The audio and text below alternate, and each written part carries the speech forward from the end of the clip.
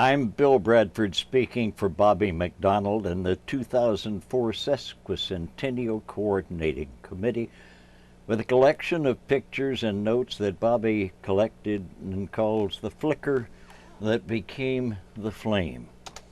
First of all, let me deny that I was the guy who sold the Teamsters the hamburgers and booze from a shack at the now dried up Sulphur Springs 150 years ago on the old trail from Jefferson that got Bright Star Sulphur Springs started. That was Eli Bibb. I cannot deny, however, that I apparently am the only surviving member of the Centennial Steering Committee some 50 years ago. This was not exactly the promised land. The Ripley family, history said, settled over near what's now Mount Vernon. Marauding Indians ambushed them at their cabin, murdered, scalped them. 3 family members managed to escape, formed a posse with the neighbors. They tracked the Indians to the bubbling Sulphur Springs here, where they found scalps washed and laid on the rocks to dry. The Indians lit out west. They pursued. The lead was too great, and they abandoned the chase. Bone-weary pioneers traveling the Jefferson Trail soon learned the location of the springs, the bubbling springs, and began camping there because of the protection from Indians and the ideal grazing for livestock on the prairie. Knee-high grass, plentiful water. Mule power and back-breaking work cleared the land. Trees were felled, logs dragged to build small cabins in the clearing. The prairie sod was broken. They called it the prairie. It was broken by crude plows and hours of following with a team of mules. Settlers planted crops while they watched over their shoulder for raiding Indians. The Sulphur River flowed then, near empty now. A nightmare when it rained, was crossed by bridge and ferry. Initially, the homes were crude log structures providing protection and shelter. Indoor plumbing, forget it. The hardy, the dedicated, the tough survived. Others turned back. Some just disappeared. Tarrant, they probably called it Tarrant. North of the Sulphur became the county seat. Military occupation forces, Civil War brought the records across the creek to this tiny settlement, Sulphur Springs. Folks from Tarrant took them back. The Reconstruction government secured the records, permanently located them in Sulphur Springs. The state legislature made it official in 1854, and that's where we started counting. That was the day of real horsepower. Neighbors pooled equipment and muscles and took care of one another. Settlers camped at the springs near where City Hall is now located till they could acquire land, build homes. Settlers came into the tiny village for supplies to do business, visit. It grew pretty rapidly. It was a sort of a combination of buy or sell or swap or shop or all of those. It says here the original courthouse burned February 94. The courthouse we have today was constructed beside the ample jail facilities shown here. The original Pete the Mule of courthouse fame is probably in this picture. The Glasscock stage operated between here and Mineola. Glasscock constructed 2 motels to accommodate travelers, dammed the springs, constructed a bathhouse. And after a day on the stage, you probably needed it. The first Afro-Americans arrived as slaves, but were soon freed by the Civil War. Really less than a generation for most. Convertibles were popular back then, too. Horses were not only a necessity, they were expensive, cost you as much as a couple of thousand of today's dollars. A horse, a pistol, and a rifle could mean the difference between life and death. Stealing a horse could get you hanged. Mom and pop family stores were about the only kind they had, and harvesting a crop was a family affair. Good mules weren't cheap either. One of the first industries in Sulphur Springs, a cannery to process produce. First industry, probably a livery stable with blacksmith. Early brick plant provided more durable construction and jobs. Some of those old bricks still survive. Sulphur Springs Gazette, the first newspaper, became the Echo Publishing Company, set type by hand. Ladies met at the Woodall Hotel, organized quilting, sewing circles, literary clubs, but just maintaining a home was a full-time job. This detailed photo shows the downtown square before they paved it. And whether Sulphur Springs was going to be wet or dry was a constant, often violent battle. The bicycle was a major form of transportation well into the 20th century. Home-owned general merchandise stores handled just about everything anybody could want. J.W. Crabtree turned Sour Well into a business. Only in recent years has the last sour well actually been covered up. People moved in, Sulphur Springs became a trade center, wooden sidewalks challenged the mud and the dirt. And I understand this is a singing school class in front of the First Baptist Church around 1890 or so.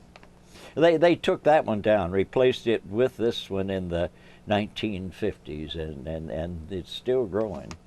First Methodist Church retained, restored, modernized throughout the years. Mass baptisms have been recorded throughout history. I didn't realize they did it in their Sunday clothes, though. With increased trade, commerce, religion firmly established, education of children developed into a community responsibility. On Church Street, where Lamar School now stands, once there was Central College. Early schools were all in about the same distinctive design. Nobody is quite sure when baseball came to Sulphur Springs, but our history is full of it. A rich man named Carnegie gave Sulphur Springs a whole lot of money to build a library. Carnegie Library was on Depot Street, now Oak Avenue, by the First Baptist Church. Listed among the deadliest ever disasters in Texas was the Birthright Tornado. Maybe even before baseball came horse racing. Some say the Sulphur Springs horse races moved to Dallas and became the Dallas Fair. Ironically, from the Dallas area, the horse industry appears to be moving back into Hopkins County. Photography was invented about the same time as Hopkins County. These are early First Christian Church members getting photographed. These are apparently local musicians, but that's a traveling tent show in the background. This is the Shook's Grocery next to the D.M. Smith Hardware. Harvest time. Must have taken a great set of shoulders to muscle that thing. This group was called the Moore Chorus, and that's all we know. The arrival of the railroad brought a dramatic new era to the East Texas prairie. But entertainment before the movies was pretty hard to come by. We have some pictures of early entertainment, and apparently they did a great job of it. Our history is full of it. The Sulphur Springs Opera House opened on Jefferson Street, provided opportunities for local and traveling troops, but medicine men continued to visit the area into the late 20s. With electricity, there came hanging bare light bulbs and ceiling fans, and more goods were coming in cheaper by rail. Siding replaced logs, but for cooling in hot summer, it was opened windows and genuine palm leaf or cardboard fans provided by the funeral homes. The family was the basic building block of local families. Fashions change, little girls don't. Family outings might be a trip to the Sulphur River. And though trucks were available, they were slow to replace horse and mule. This is a picture of the old Dortch farm located on the road down south to Yantis. Mr. Dortch and others formed the Rock Creek Fruit Growers Association, back when the area was known as the peach capital of Texas. There was a time when just about every family had a cow in a shed in the back, milked dawn and dark. And like baseball, community and school bands were a part of life. Kellogg and Spence Jewelry. Did they paint those horses? May Day, probably 1911. First ever girls basketball team, 1913. Descendants of most of these guys are still around. And with slavery gone, Afro-Americans were securing their heritage and seeking places in society. And proud of their schools and their churches and their businesses. The Wester Poultry Market was a part of Market Square. Turkeys at one time became big business. So did the breeding and buying and selling and swapping of mules. Early high school newspaper was called The High Life. The Air Dome Theater became a major entertainment center. And we have always loved a parade even back in 1914. We talked about cows. Ms. Waits went to get hers by horseback twice a day, and that's Lena May playing in the sand. Outbreak of anthrax devastated the local cattle population. Mr. Waits and others gathered to salvage what they could. Well, the ice house was followed by the ice box, but the refrigerator did not replace it overnight. The old ice house was torn down sometime in the 50s, 1950. Electricity brought the ceiling fan and the light bulb hanging from the cord. Before that, it was lamps at night, and skylights in the ceiling provided the light in daytime. To baseball was added football. These are the 1917 purple and gold Wildcats. They called the World War the war to end all wars. It only became known as World War I when we got around to World War II. The leather leggings identify him as a cavalryman. The infantry had things like ace bandages. Even though we entered the war late, the death toll from war and a deadly flu was devastating. The city celebrated the end of the war with a parade to end all parades. Look at the stuff around the square. City was growing, prospering. City manager Olin Petty was officed here in an area in this old city hall. His office was where they once stabled the horses, the fire horses. He said it reminded him of that every time it rained. Bill and Zeke Kitts grew up in a small farm south of Sulphur Springs. Great entertainers. That's they on the two ends. Great entertainers in the singing convention era. The note says this was Ford Day on the square. The year was 1924. By then, the square had been paved. Haircuts a nickel.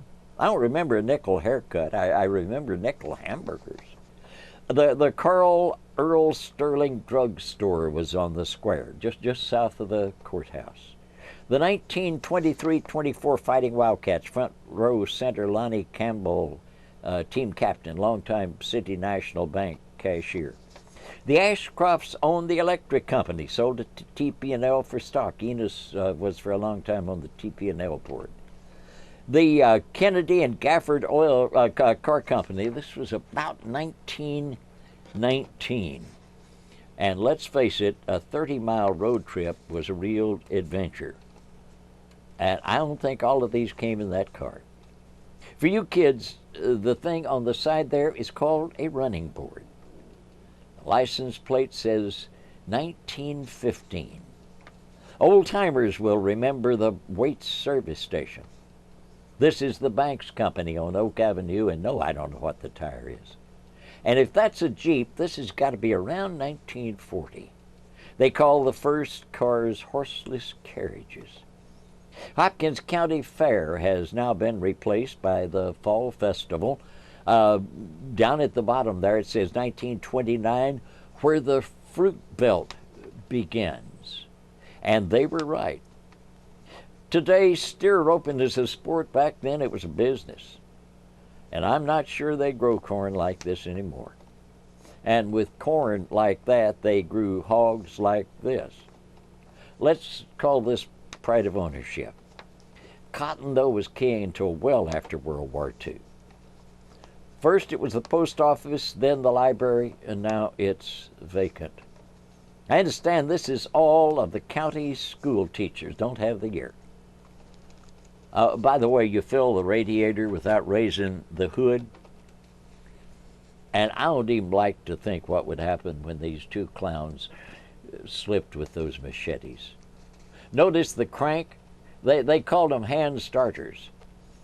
With a battery, they were self-starters. Even as late as 1930, when the Depression hit, animal hides were a local cash crop. And regardless of the era, Hopkins County was playing baseball. cows came in with the very first settlers and have been a basic part of life and the economy ever since. In the Depression, folks found work just wherever they could. At one time, cotton was down to a nickel a pound and was sold on the square. Dawn to dusk in the cotton patch, and acres of cotton bales sat behind the gin waiting for the train. You might make up to $1 a day picking cotton, 12 of our dollars that would be, which was better than starving, but just barely. But even in the Depression, they still found time for baseball. 1932 snowball fight on the square. This doesn't look like today's giant oil rigs, but this is what struck oil first up north of town. But Brody Coon decided he was going to play it safe, stuck with jerseys. Dairies first got going when Kraft Cheese located a plant here. Jerseys and Kraft cheese just naturally went together, becoming a young man's best friend. That's Elton Stewart, had a dairy out near Bashir. Most kids of that era would tell you the greatest thing that ever happened to dairying was the milking machine, and most dairymen and their suppliers would agree. Top quality herds, production records, and management rapidly made dairying the #1 economic factor in the county. Drive by down any county road, it showed, look at these beauties. Like this prize winner from the Attaway herd at an early Northeast Texas dairy show. But bull chains were formed and took advantage of bull power being offered by Texas A&M, where the best of bloodlines were being promoted. Somebody pictured this sign posted on the downtown square during the war, where they put up the names of people who didn't buy war bonds. Most of the volunteers for the Army were kids straight off the farm. They signed up, they shipped out. The wives, the kids stayed home, supported the war effort, and prayed for the guys and gals overseas. Army, Navy, Air Force, Marines. Women joined the workforce, both to help and to show they could do it too. And as it is in all wars, some didn't make it back. The final resting place for many is still overseas, others in and around cemeteries in Hopkins County. Some kids were orphaned. Families simply survived the best they could. Ironically, at World War II broke the stranglehold of the Depression. But war or no war, the sandy land between here and Emory turned out watermelons about as fast as the railroads could call them out. And speaking of production, the Hopkins County Food Locker canned a beef version of Hopkins County stew. Master stew maker Lonnie Bigelow is depicted on the front of the label. Back then, the barber shop was a sort of a social center. Throughout the war, kids grew up, joined the workforce, went to war. Soldiers came home, started a baby boom. With men back, they started families and they started dairies. We built a swimming pool in Buford Park. Jim Masters put in the Western store, a sort of modern version of the old Hardware General merchandise store of an earlier era, and it is still in the family near 60 years later. And they tell me that Vera Price Harrington is the one on the right. And no, I haven't the slightest idea what they're doing standing on the old tire. Young returning soldiers at Alberta Lake. Dairy Show 1949. They started years before that down at Joe Tom Wood's cotton docks. The Merrill Jersey Farm on the road to Martin Springs. The Waits Dairy Farm, first grade A dairy in Sulphur Springs. Overhead view, beautiful picture of Sulphur Springs, 1949. The Mission. There was also a coronation. There was also a bloody bucket. And in 1950, a drive-in. Gradually, the tractor replaced the mule. This is what they call the West Ward School, renamed Travis, I think. Mac Merrill, businessman, civic leader, dairyman, at his farm and with the Chevrolet agency. Then Mac Mullen, local band director. Class C uniforms. Showing off in a parade. This was 1948, they tell me. A football squad, 1946. And I understand this is Betty Kistenmacher Gideon in a style show. Christmas Parade 48. Same year, same show, headed west. A.W. Fats Lindley, coach, local photographer, penned and wrote the music for a new Sulphur Springs High School alma mater. In 1952, cotton was still a major crop, but Darien was playing catch-up. Gilbert, McGrade, and B.F. Ashcroft bottled Coke west of the square. Edens was promoting their leather products at Main and Davis. And schools got themselves a new reading theory and a bunch of new books to match. And in 1953, they persuaded Sterling Beckham to head the steering committee of the 1954 Sulphur Springs Centennial. Take you back to the official ribbon cutting. No beard and no beard permit was a hanging offense. Women had to get a permit or stop wearing cosmetics or get hanged. They sold an awful lot of cosmetic permits. And there was no repeal, no appeal to the law south of the Sulphur. Kids got awards. We don't know who these are or what it was for, and they might deny it. It was one of the hottest summers on record, but women still wore those long dresses and bonnets during the centennial. By 1954, Darien was taken off. Brody Coon exhibiting a prize-winning example of his herd. Top dairy sires became available through artificial insemination. Masters Western Store and Craver Brothers, shown here, both sold milking machine installations. Grover Sellers in the middle, attorney, judge, dairy farmer, invited two guests to come visit him. On the left, Mr. Sam Rayburn. On the right, Lyndon Johnson. Sellers Cafeteria, called Daisy's Place. But for the kids, the place to go was Passon's Drive-In.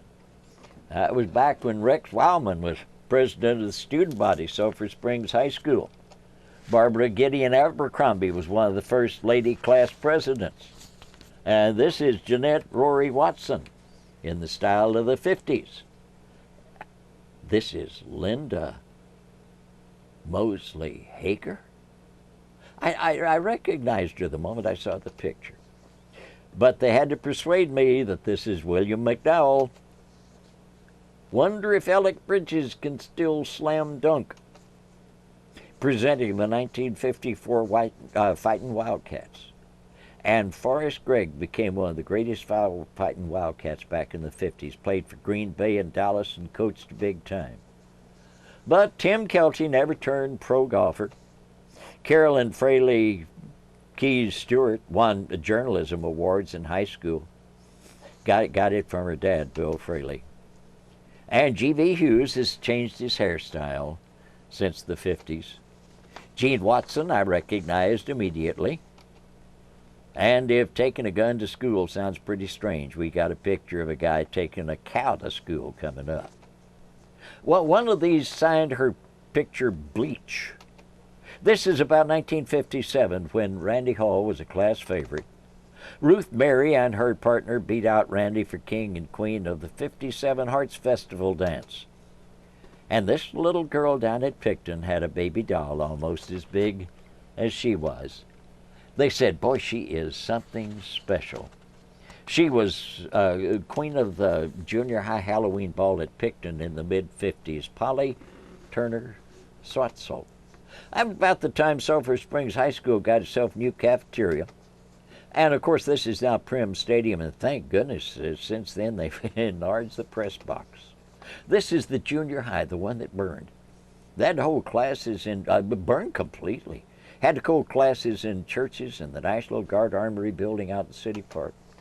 Judge Grover Sellers was promoting his registered jerseys. That's Becky and Buck Booker holding the halter to the prize winner, like the one that Buck gave gubernatorial candidate named John Connolly. Buck even made the cover of the Jersey Journal. Folks were showing top-quality livestock in the show barn in City Park. Youth shows dominated the Northeast Texas Dairy Show. A project to replace this aging, inadequate facility grew into the present Civic Center. And Joe Shelton broadcasts each morning from the store down at Riley Springs, just down from the Riley Springs Jamboree Civic Center. KSST's relay antennas on the roof up there. Peavine Pinion, Bob and Joe Shelton Adelcy introduced Ernest Tubb. This was out at the National Guard Armory. Note the slogan, Marvin Jones selling those classy cars in the 50s. Red Star Fertilizer grew into a major business. Carnation Milk Plant was processing all the milk it could get, and the tractor finally replaced the mule. KSST saved its money and bought a red station wagon mobile unit. Lou Eric, shown here to broadcast on the square, was anchoring the studio's morning when Joe Shelton was broadcasting down at Riley Springs. Bill McDougall, man, he had a great voice, did weekly reports on the departments of that brand new Memorial Hospital. KSST invited its sponsors to dinner on its 9th birthday at the Old Country Club. Dairying growing at a fast pace. Chuck Wagon Gang buy records after a 15-minute program every noon. The Red Wagon made live remote broadcasts possible. I know that's Brooks Emmons on the right. That's Lou on the left. And I think that's Shannon Carpenter. Sheriff Paul Popeye Jones once had a hole shot in his hat. Nelson and Dorothy Edwards at Jacob's skating rink. By the 60s, the Y was the favorite teenage hangout. Artist Motors, Lucy Kennemer McCorkle, and an Edsel. Phone number TU5, TU, Tuxedo. Auto shopping at Merrill Chevrolet. Girls basketball was going strong. And so was Judy Tipping. And so was football. Number 89, Billy Sam Elliott. Bill, Kenneth Hyde, Joe Rury, FFA officers. Seniors celebrating at the first 67 bypass Interstate 30 Flame Motel. Larry Mahan and a new 60s GMC pickup. Charlie Dawson in his new Sulphur Springs High School letter jacket. KSST moved down to the south side of what they called the 67 bypass, now Interstate 30. Held an open house. And in the 60s, we still loved a parade. Publisher Bill Fraley, shown here on the right. Great dresser. Wore a hat, suit all the time. I'm in that picture, too. I look like a bum. Bill Fraley originated the Citizen of the Year. He was the father of zoning and United Way. And this Addie Mae Glover kindergarten field trip to City Park became a part of the 71 class of Sulphur Springs High School. Grocery Supply was once on Oak Avenue. Dairyland Drive-In was a favorite hangout for folks like Becky Booker. First Blue Blazes drill team, summer '63. Judy Jackson Deaton, Sandra Cates McCaslin filled up with 22-cent gas at the R.C. Gates Texaco station. Jeff Massey and Slick Lloyd checking tires and windshield washing at Massey's Gulf. That's the old Chuck Wagon Cafe in the background. A student in Miss Ragsdale's first grade class at Lamar, 1963. He's now Sesquicentennial Committee Chairman Bobby McDonald. And I guess we made him mad.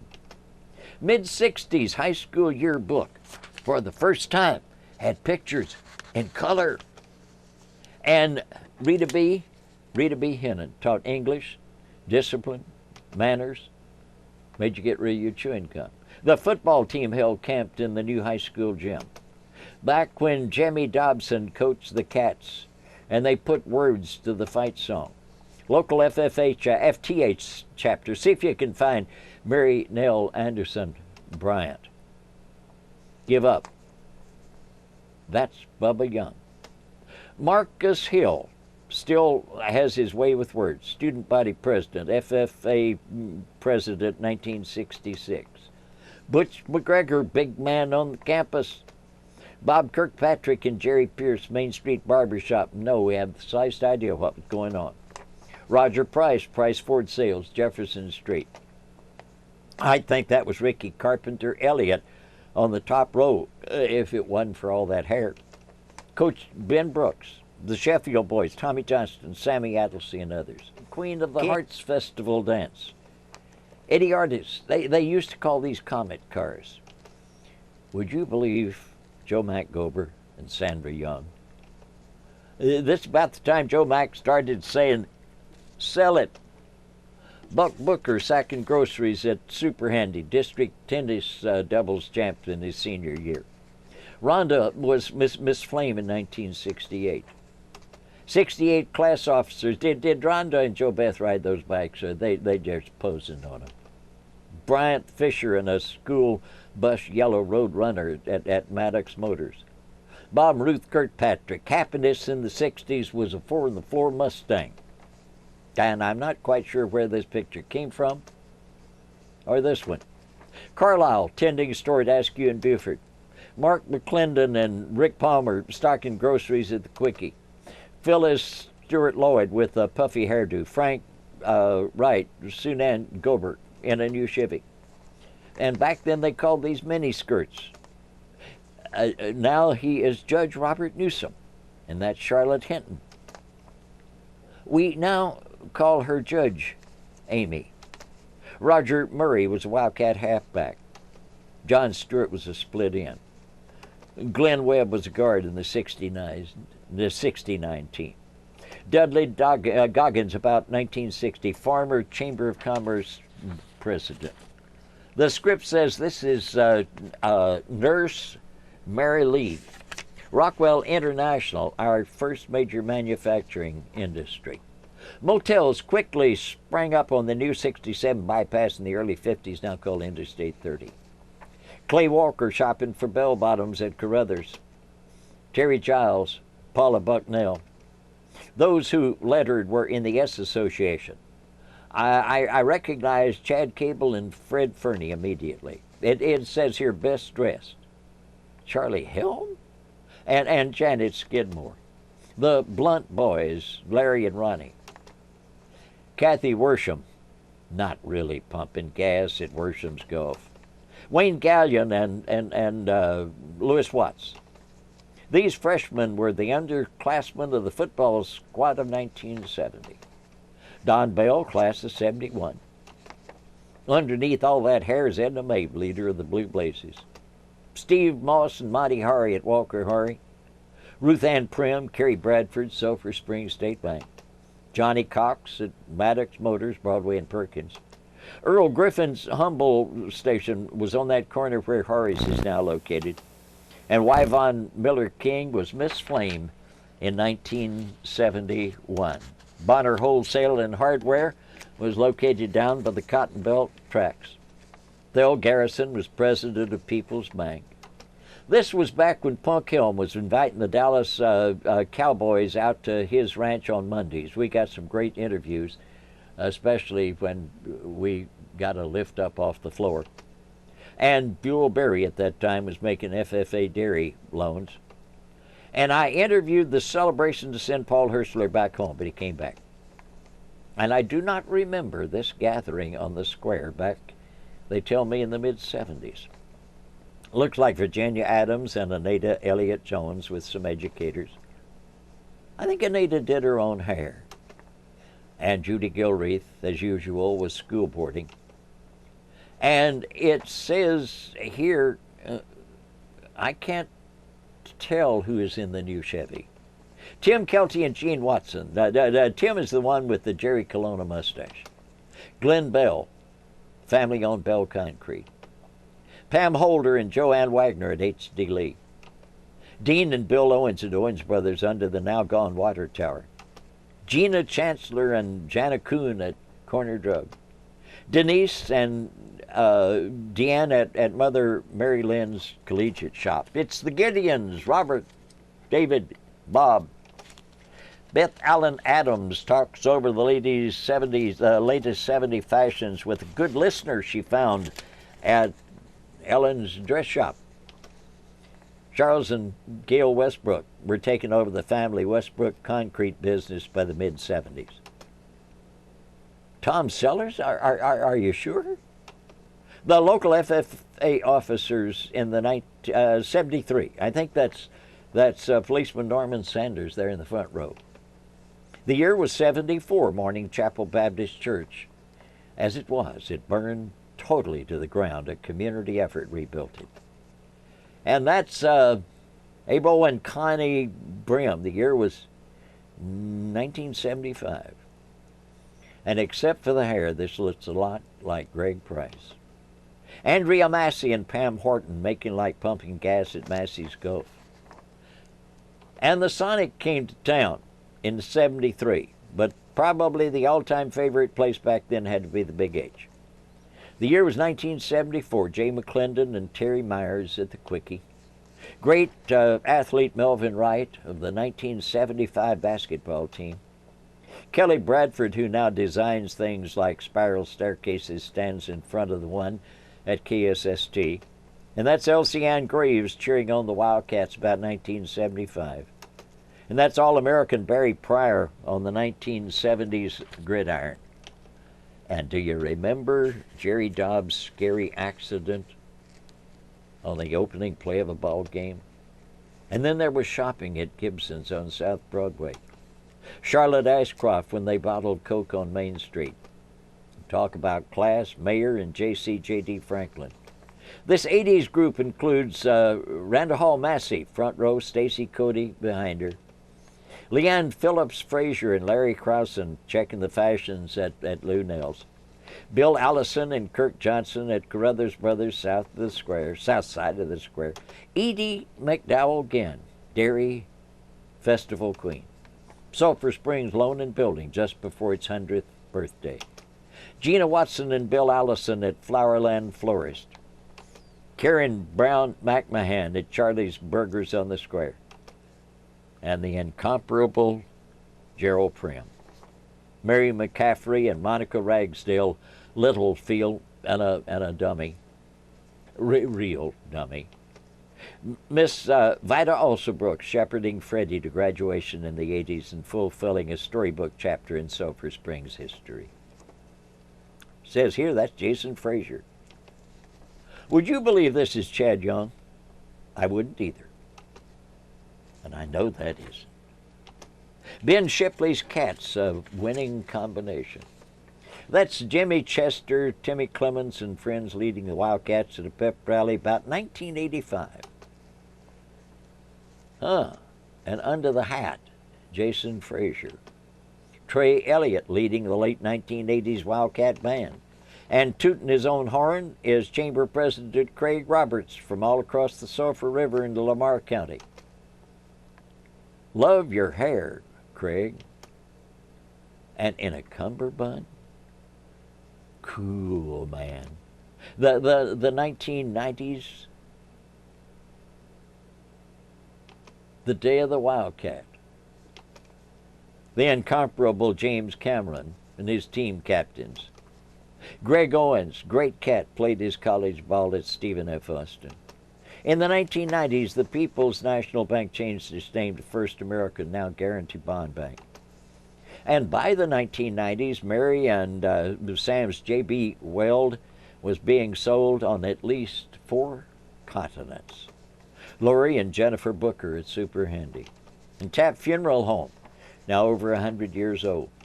Herschel's was a big 1990 youth gathering place. And these young ladies in the latest 1990 fashion check out the new cars at Price Ford Lincoln Mercury, located on Gilmer Street. Named Most Beautiful and Handsome. Well, beautiful for the girl, handsome for the boy. Early 1990s, Brooks Emerson and Chris Brown. These were the royalty that ruled a Hearts Festival. And the Blue Blazes continued their award-winning tradition all across Northeast Texas in the playoffs. This was a group of senior class officers, mid-90s. Girls softball had a winning era in the mid-90s, still has. Others lead the choir and the band. And gathering and forming bonding friendships at Sulphur Springs High School. They made music, reigned royal over the Dairy Festival, beat the streets as their parents and grandparents did, and continued to promote quality livestock and ag products. The FFA Chapter 1 awards on state and national level Christmas parade tradition came alive again. Drama department Sulphur Springs High School gained state acclaim for its production of Oklahoma, and individuals excelled in cheerleading, golf, and a whole array of organized athletics. Award-winning personality has always been a favorite at Sulphur Springs High School, and regardless throughout the year. Third generation could be found behind the counter at Flippin's Printing, bar on the golf course. Quickie Foods honored a third generation continued to serve the community until after the death of owner Hugh McClendon. We embarked on a new century. 2000 saw us restoring the historical Hopkins County Courthouse, driven to completion by hard-hatted Westbrook. By hard-hatted Weisenbaker, excuse me. It was restored to the splendor of what it once had been. In the 2003 Dairy Festival, hot air balloons soared over Hopkins County for the first time since about World War I. A new generation of girls vie for queen. The new generation takes over. The Blue Blazes celebrate their 40th year with a gathering of original members. And there's a new look at Wildcat Now Prim Stadium on Friday nights. We miss the old water tower downtown, but its time had come. Today, a new wave of Hispanics add a new culture to the community, and as they get here, they discover they are not the first to have been here. And though dairying may have peaked, the dairy farm heritage is still here. The faces change, the industry still remains a major factor in the local economy. Beef cattle production continues to grow. The horse that once was the basic part of life 150 years ago is back. Cotton has completely vanished from our area, good riddance, but agriculture and rural living remain. Autumn finds us conducting cover girl contests as young ladies vie for some of the same titles their mothers, aunts, and grandmothers sought in earlier years, and we still love a parade. And community volunteers continue to focus on a tradition of community pride. Hopkins County Stew, now known nationwide, a tradition renewed each fall. School children learn about our rich heritage at the Hopkins County Historical Museum. Cows is still a part of life. Won't the teacher be surprised? And much of we still owe to others. Our community has always exhibited a giving spirit and continues to support those in need. We now find ourselves to be the crossroads of the Lake Country, and tourist dollars flow through our economy. Cultural events continue to be a spotlight beyond the everyday routine of daily living, and the future looks bright for Sulphur Springs, where families know how to have fun and celebrate, like a brand new movie theater with 6 screens and maybe more. And if you want to attract a crowd, just get the ice cream freezer, and here we go again. As we look forward, the future, and our 150th birthday, the band marches on. We've entered a brand new century, and as always, the baton passes to youth. Fasten your seatbelt. It looks like it's going to be a great ride into the future. We are secure in our traditions. We've come a long way from Mr. Bibb's store on the Jefferson Trail.